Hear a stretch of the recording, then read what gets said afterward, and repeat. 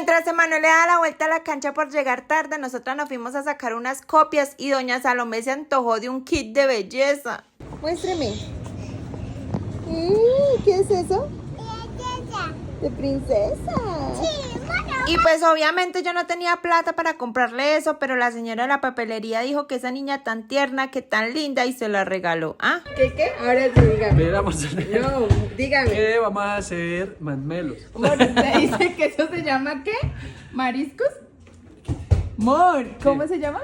¿Cómo se llama los masmelos?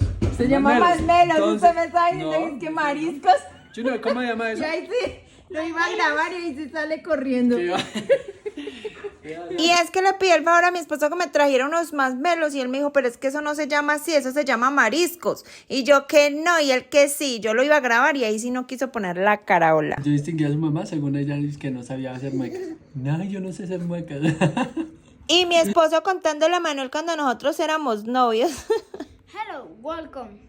My name is John. What is your name? Mi John, Ian, Ana.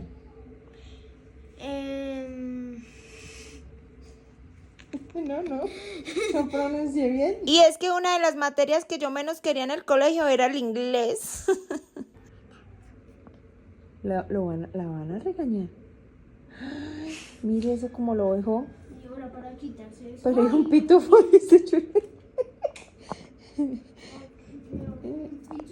Le voy a decir, amor. Y es que el muñequito de jugar de Salomé es el papá. Vea, lo maquilla, le pone moña. Ya no sabe ni qué hacer con ese papá.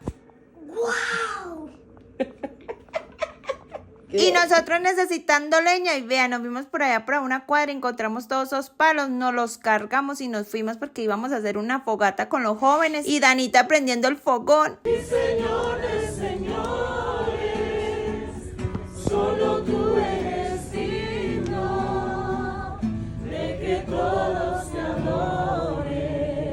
Y qué bonito es podernos reunir todos y cantarle a este Dios tan lindo y tan maravilloso que tenemos. Vea, repartimos masmelos, aguapanelita con queso. De verdad que fue una noche muy bendecida, gracias a Dios y a todos los que nos acompañaron.